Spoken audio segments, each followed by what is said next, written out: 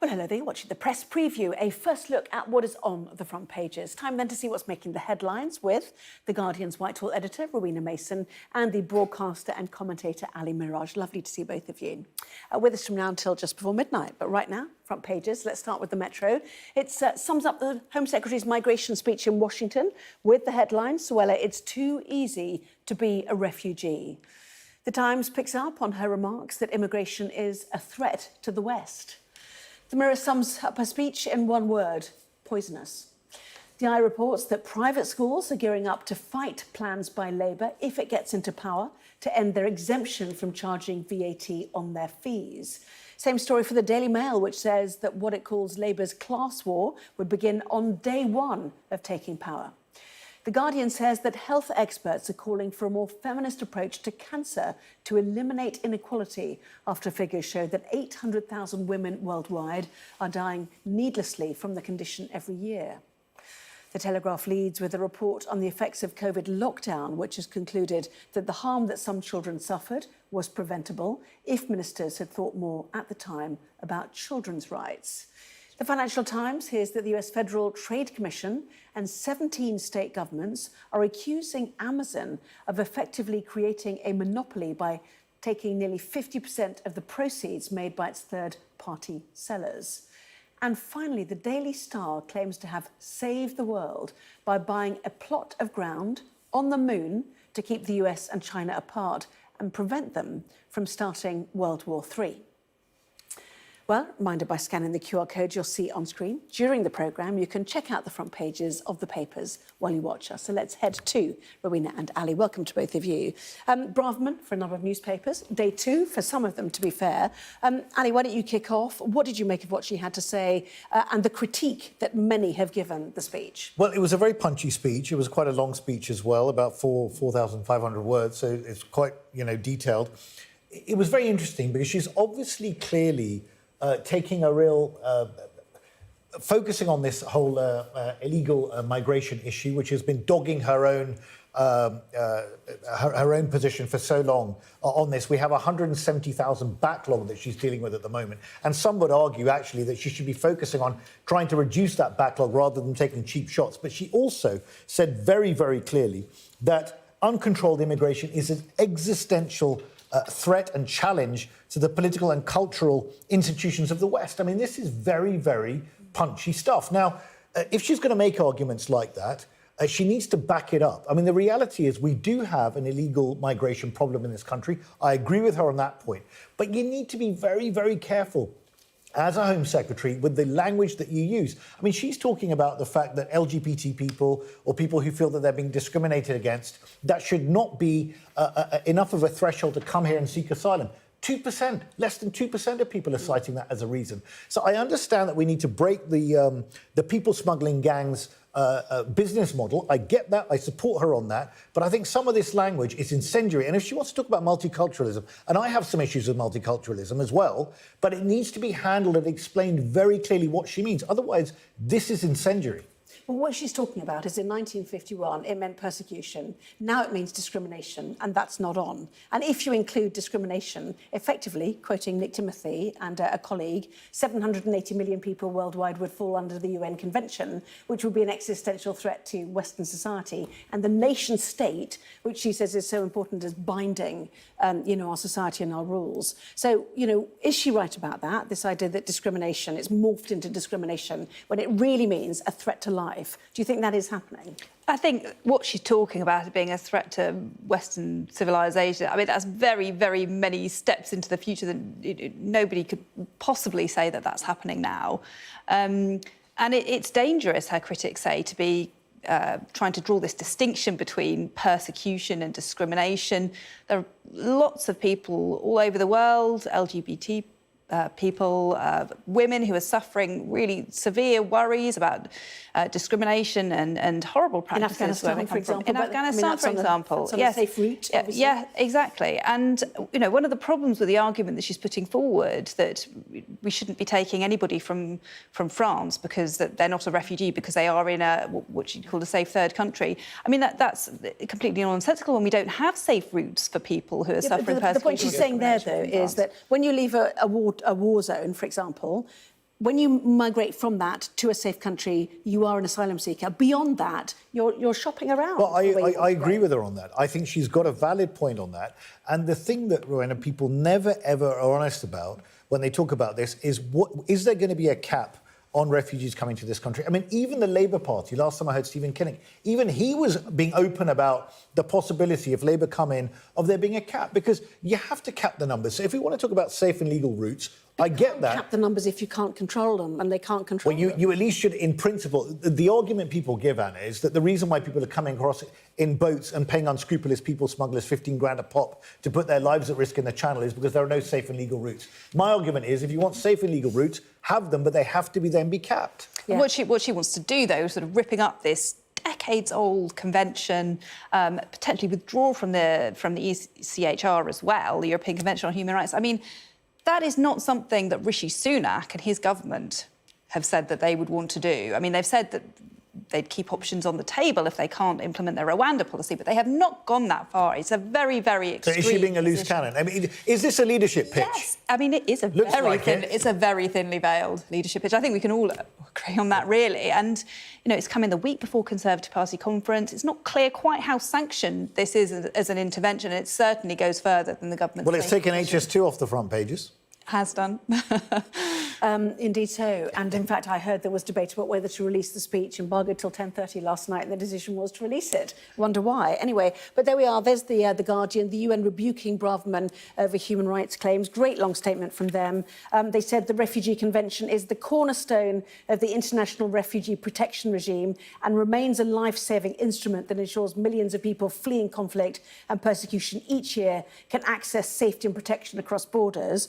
Talks about the numbers, 780 million. They say actually there's 35 million refugees worldwide, 70% remaining in countries neighbouring their own, like, for example, Ethiopia, for Sudan, Jordan, Turkey, and then specifically on the UK, in this great long statement, an appropriate response to the increase in arrivals and to the UK's current asylum backlog would include strengthening and expediting decision-making procedures. So why don't we expedite decision-making procedures? I mean, she's talking about sort of ripping up the whole system when there are potentially ways that the small boats problem could be addressed much closer to home. What Labour's talking about is trying to do more deals with France to stop this happening in the first place, having a closer relationship with the EU to try and stop the problem at source. The other thing that the opposition parties are pointing out is that the current system is in chaos because of Conservative inaction on the backlog of processing asylum applications. So, you know, there are so many things that could be done before we get to this point of kind of making great big international statements about ripping up the whole system that governs the world. Ron, I think Starmer's trying to be pragmatic by going and trying to say to Macron, look, we're out of the Dublin Convention because we left the EU, let's form another deal. The reality is I don't think that's going to really move the dial.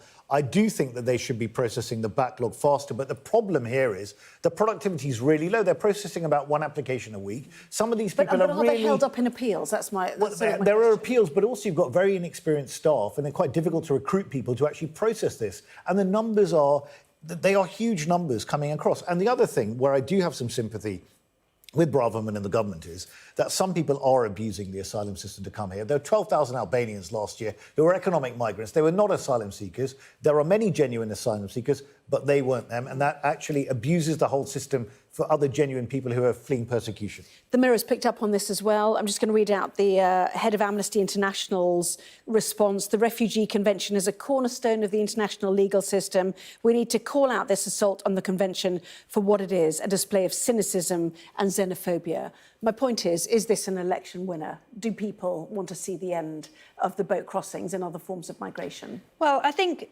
Suella Braverman probably does really genuinely believe this is her, you know, she's long been a hardliner on immigration. I don't think anyone can doubt that. But I think part of her calculation is not necessarily even whether this is an election winner for her and her party. It's what happens after the election. It's what happens if the Conservatives lose the election and Rishi Sunak steps down. This is a very strong pitch. Well, she's middle ranking. Right of her party, Well, and I imagine it will be very popular with Conservative members. I don't think Rowena's wrong. I think she's middle ranking in the Conhome table, the league table of ministers, and Kemi's way out in front at the moment. So they're all positioning and jockeying ahead of what is going to increasingly look like a defeat for the Tories next time. I had a sudden flash that Liz Truss could stand again anyway. Never but know. No, anyway, so talking about election, let's go to the Daily Mail and indeed the Eye, which ran this last night. It's about whether or not you add VAT to private school fees. Clearly a divisive issue. The Daily Mail saying it's a class war. Ali. It is a class war, and it's an utter disgrace, quite frankly. There are lots of people up and down this country that can ill afford to send their kids to private schools, including my sister, who sends 4 of her kids there, works day and night to do it. I also went to a private school.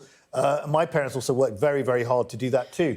The reality is that there are some private schools that this will not affect at all because they're going to be the preserve of increasingly richer and richer people. You also see often from abroad. Often from abroad, but this will actually squeeze hard-working people who actually feel that the state school provision in their areas is woefully inadequate. So I think this is the politics of envy. And I also think that the Labour Party has to come clean about the fact that 20% of parents who are sending their kids to independent schools at the moment say they will have to pull them out if this VAT exemption gets slashed. That is going to come in. And they're going to have to spend another 100 to 300 million on kids who are going to go back into the state sector. Well, and what's going to happen, Anna? What's going to happen? People are going to move to houses. You're going to have an increase in house prices with parents who can afford to buy expensive houses close to the best schools. Well, that's what's going to happen. You know that happens already, don't you? Anyway, of course it does. Estimated 1.7 billion a year could be raised, so your 300 million extra cost may be still you get a profit out of it.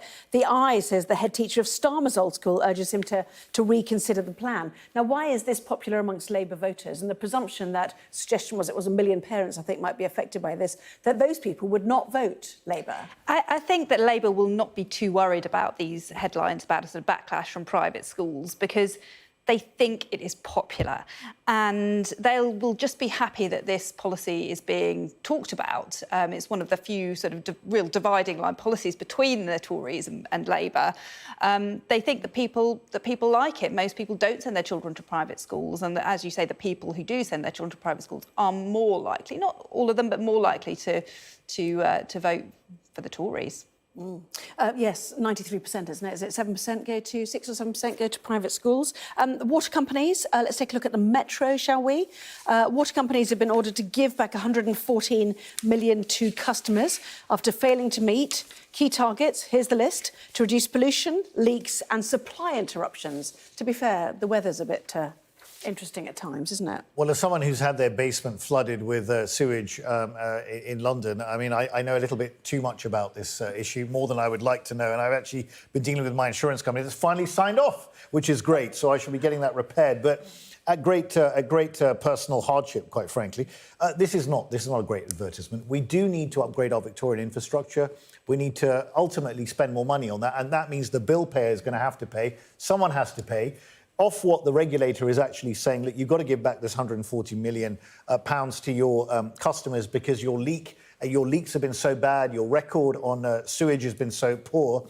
So obviously water companies need to deal with that, but fundamentally someone's going to have to pay, and it's going to be the bill payers ultimately. That's what's going to happen. And fundamentally they need more water storage so we don't put sewage into the sea, and that probably will be an election issue, Rowena. I mean, it really will be. It's something that gets the voters going so much, this persistent, flagrant abuse of the rules by some of the water companies, releasing sewage into Britain's waterways. And to be honest, 140 million doesn't seem like enough to stop them doing it. You know, this has been going on for so long. It's not stopping. The penalties just seem to be a slap on the wrist compared with... Yeah, but they're getting fines on top, I suppose. But we've got Victorian infrastructure. That's the point, particularly in large cities like London. This is why, for example, the Thames Tideway tunnel that's being built under the Thames is going to actually have a material effect, because when you have heavy rainfall like we've been having in the last few days, a lot of this becomes raw sewage going into the... And you have to be, brave to go and swim in that, in the Thames, quite frankly. But that's what happens. So we have to upgrade the fundamental infrastructure, which is very hard and expensive to do. Yep, thought you were going to talk about railways there for a bit. We've done that this week. Anyway, lots more still to come, including could a so-called feminist approach to cancer care save lives? Back with that and more in just a moment.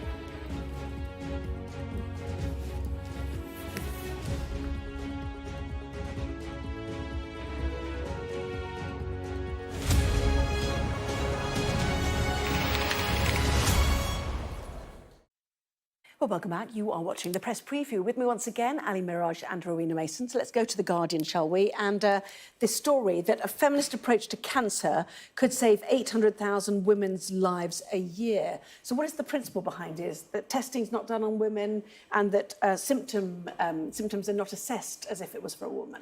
That's right. There's this huge study that's been done, the largest report of its kind, looking at women and cancer in 185 countries. And they found really unequal results for women and that cancers weren't being picked up in the same way. I think that there was a particular focus on women's cancers like breast cancer and cervical cancer, despite lung and colorectal cancer being huge killers among women as well. So it's about symptoms not being recognised, about treatments being tailored more towards men, and that 800,000 women potentially worldwide have died needlessly as a result. I mean, a lot of the difficulty, I understand, is that testing can't so easily be done on women because they might be pregnant and you don't know what a baby could suffer effectively or endure. So that has, led to potentially things like heart disease, heart attacks, the symptoms being listed as if they were for a male. Well, indeed. Look, I think a lot of the system historically has been built around men, and I think that's part of the problem here.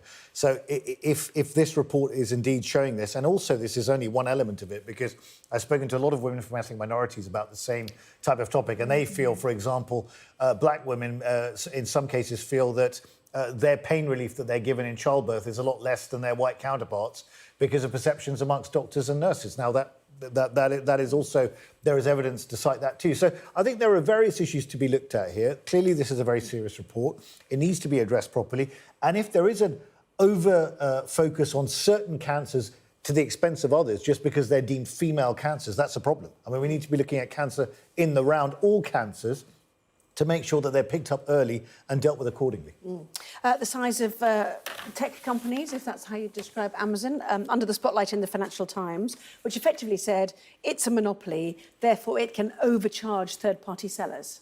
It's very interesting. US regulators always seem to be quite a bit more punchy than our own. And this is the US Federal Trade Commission and 17 American states suing Amazon, alleging that it's overcharging customers. And I guess the question is, would a similar thing happen over here? Would our regulators, would our government be willing to take on Amazon in quite the same way?